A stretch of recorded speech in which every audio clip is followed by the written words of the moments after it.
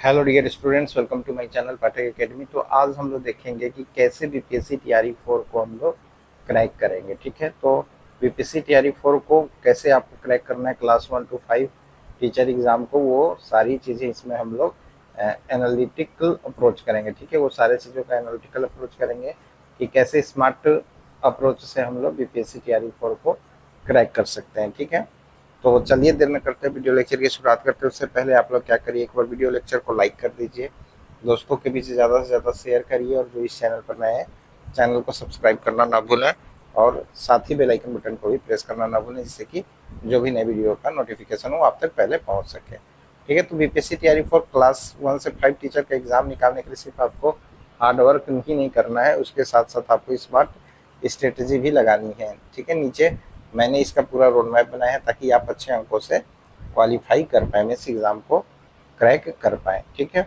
अब यहाँ पर है क्या, पॉइंट नंबर 1 है हमारे पास कि एग्ज़ाम पैटर्न और सिलेबस को आपको क्रिस्टल क्लियर रखना है। ठीक है, क्या करना है, जो एग्ज़ाम पैटर्न है कि एग्ज़ाम का पैटर्न कैसा है और उसका सिलेबस क्या है, उसको एकदम अच्छे से आपको समझ जाना है। क्लास 1 to 5 टीचर पीआरटी के लिए पेपर 3 भागों में आपके आते हैं, तो इस चीज़ को आपको ध्यान रखना है कि क्लास 1 से 5 पे टीचर का एग्ज़ाम जो होता है बीपीएससी द्वारा आयोजित किया जाता है, तो उसमें 3 पेपर होते हैं। पहला पेपर आपका लैंग्वेज सेक्शन होता है। क्या होता है, लैंग्वेज सेक्शन होता है पार्ट 1 में, जिसमें हिंदी या उर्दू या बांग्ला आपका 30 प्रश्न होते हैं 30 अंक के। ये कंपलसरी लैंग्वेज, इसमें इंग्लिश होता है। क्या होता है, एक कंपलसरी लैंग्वेज इंग्लिश होता है, जो कि 40 प्रश्न होते हैं 40 अंकों के। अब सेकेंड पार्ट कौन सा है पेपर में, तो सेकेंड पार्ट आपका है जनरल स्टडीज़। क्या है, जनरल स्टडीज़ है। जनरल स्टडीज़ आपका सेकेंड पार्ट है। ठीक है, जिसके अंदर GS, current affair plus reasoning plus Bihar GK आपका 50 प्रश्न पूछा जाता है 50 अंकों का। और तीसरे पार्ट पे चलते हैं, तीसरा पार्ट है आपका टीचिंग एप्टीट्यूड। ठीक है, पेपर का 3 पार्ट है, 3 पार्टों में पेपर को हम लोगों ने डिवाइड किया था, तो उसमें से तीसरा पार्ट है आपका टीचिंग एप्टीट्यूड या पेडागॉगी है, जो कि पार्ट 3 है, जिसके अंदर आपको child development and pedagogy, educational psychology, teaching method 80 प्रश्न आएंगे 80 अंकों के। तो कुल प्रश्न आपके यहाँ पर हो गए 200 और कुल अंक हो गए आपके 200, और समय आपको इसके लिए मिलता है 2.5 घंटे। ठीक है, तो समय आपको 2.5 आवर मिलता है। कुल प्रश्नों की संख्या 200 होती है और कुल अंक आपके 200 होते हैं। तो ये तो हो गया कि पेपर का पैटर्न हो गया, 3 पार्टों में बटा होता है। अब स्मार्ट प्रिपरेशन स्ट्रेटेजी क्या होनी चाहिए आपकी, ये पॉइंट नंबर 2 में हम लोग देखते हैं।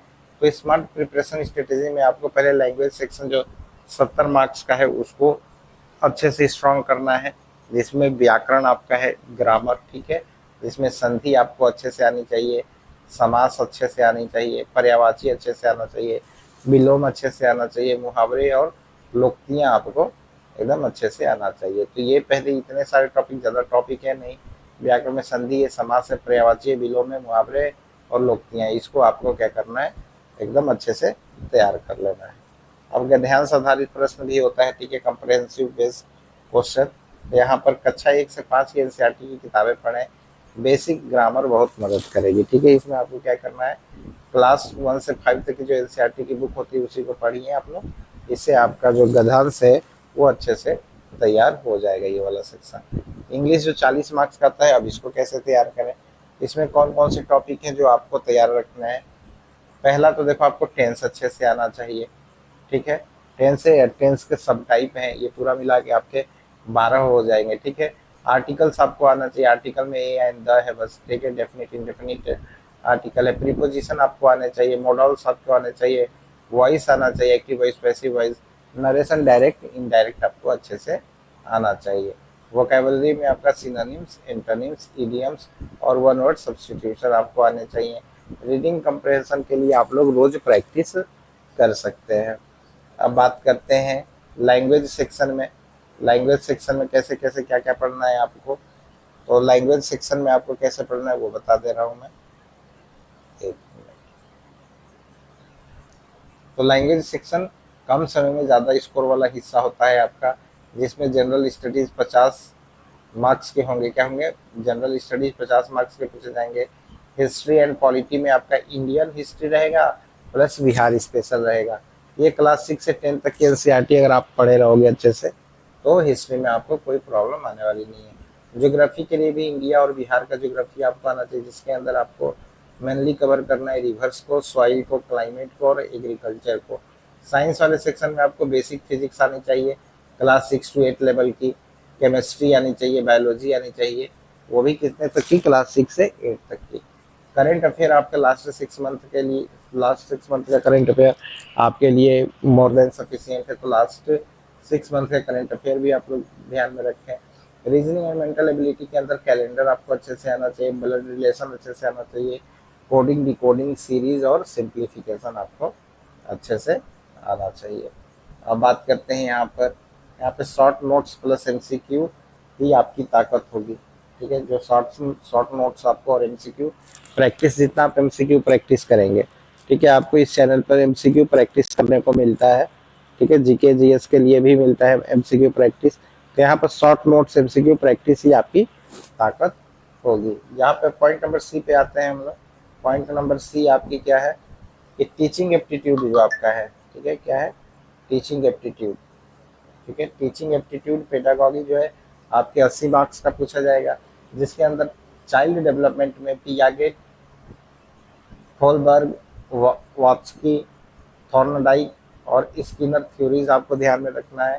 लर्निंग एंड मोटिवेशन में कंस्ट्रक्टिविज्म और ब्लूम्स टैक्सोनॉमी क्या है, ये सारी चीज़ें आपको ध्यान में रखना है। टीचिंग मेथड में देख लीजिए ये सारी चीज़ें हैं, ठीक है। Activity based learning, play way, inclusive education, assessment and evaluation में CCE, formative and summative, diagnostic and remedial classroom management, ये सारी चीज़ें आपको देखनी होगी। क्योंकि इसमें देखिए पेडागॉगी का जो है सबसे ज़्यादा स्कोरिंग और डिसाइडिंग फैक्टर इसमें होता है। तो पेडागॉगी और चाइल्ड डेवलपमेंट से जो अच्छे से पढ़ा रहेगा, जिसकी अच्छी कमांड होगी पेडागॉगी और चाइल्ड डेवलपमेंट में, वह ज़्यादा स्कोर करेगा। क्योंकि 80 मार्क्स के पूछे जाते हैं, 80 क्वेश्चन होते हैं 80 मार्क्स के, तो डिसाइडिंग फैक्टर आपका जो स्कोर ज़्यादा करने का आपका पेडागॉगी एंड चाइल्ड डेवलपमेंट ही होता है। Point number 3, smart strategy plan में डेली रूटीन 2 महीने का टारगेट आप रखिए, ठीक है। 2 महीने के टारगेट के हिसाब से मैं ये बता रहा हूँ कि 2 महीने में भी पॉसिबल है आपका, आप अच्छे से एग्ज़ाम को क्रैक कर सकते हैं, और वो भी अच्छे मार्क्स से। 2 ही महीने में पॉसिबल है ये सारी चीज़ें, देख लो। तो रोज़ का शेड्यूल आपको क्या रखना है, अभी भी आप लोगों ने नहीं पढ़ा है तो कोई बात नहीं, आज से ही पढ़ना स्टार्ट कर दोगे 2 महीना तक, तो आपका तैयारी एकदम पूरा कंप्लीट हो जाएगा। तो पहले क्या करना है, 2 घंटे में आपको लैंग्वेज के लिए 2 घंटे देने हैं, जिसमें हिंदी और इंग्लिश अल्टरनेटिवली आपको पढ़ना है। मीन्स कि अगर आज हिंदी पढ़ रहे हैं 2 घंटे, तो कल इंग्लिश पढ़ें, या ऐसे भी कर सकते हैं, 1-1 घंटे इसमें निकाल लीजिए। 2 घंटा जो लैंग्वेज के लिए है, 1 घंटा हिंदी के लिए, 1 घंटा इंग्लिश के लिए।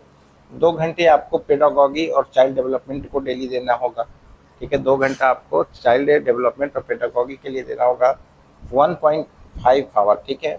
1.5 घंटा आपको डेली जीएस और current affair plus Bihar GK के लिए समय देना होगा। 30 मिनट डेली आपको रीजनिंग प्रैक्टिस करनी चाहिए, और 30 मिनट आपको रिवीजन और एमसीक्यू करना है। अब चलते हैं आगे, 4 नंबर पर आते हैं, smart trick to score high के लिए। क्या स्मार्ट ट्रिक्स हो सकता है अच्छा नंबर लाने के लिए, तो उसके लिए देखते हैं कि आपको क्या ध्यान में रखना है कि एनसीईआरटी क्लास 3 से 8 तक की किताबें पढ़िए आप, ठीक है। स्पेशली आपको जो क्लास 1 से 5 पीआरटी के टीचर वाला एग्ज़ाम देने वाले हैं, उनको बस ध्यान क्या रखना है कि क्लास 3 से और 8 तक के जितने भी एनसीईआरटी की बुक हैं, उसको एकदम अच्छे से पढ़ लेना है, एक चैप्टर पढ़ लेना है। हर टॉपिक पे एमसीक्यू प्रैक्टिस करिए, क्या करिए, हर टॉपिक पर एमसीक्यू प्रैक्टिस करिए, चाहे वो प्रीवियस ईयर हो या मॉडल पेपर हो, क्या हो, प्रीवियस ईयर हो, मॉडल पेपर हो, ये सारी चीज़ें आप तैयार करिए। पेडागॉगी एंड लैंग्वेज पे ज़्यादा फोकस करें, क्योंकि ये 150 मार्क्स यहीं से आते हैं, पेडागॉगी और लैंग्वेज से, ठीक है। तो इस पे ध्यान देना है, लैंग्वेज पे और पेडागॉगी पे ज़्यादा आपको फोकस करना है। हर हफ्ते एक मॉक टेस्ट आपको देना है, ठीक है। हर हफ्ते एक मॉक टेस्ट दीजिए और अपनी स्पीड एंड एक्यूरेसी चेक कीजिए। वीक एरिया वीक एरिया के लिए एक छोटा सा क्या करना है, आपको कॉपी बनाना है और हर रोज़ उसको रिवीजन करना है। तो ये हो गया। पॉइंट नंबर 5 पर आते हैं। पॉइंट नंबर 5 है सिर्फ रिवीजन प्लस मॉक टेस्ट पर ध्यान दें।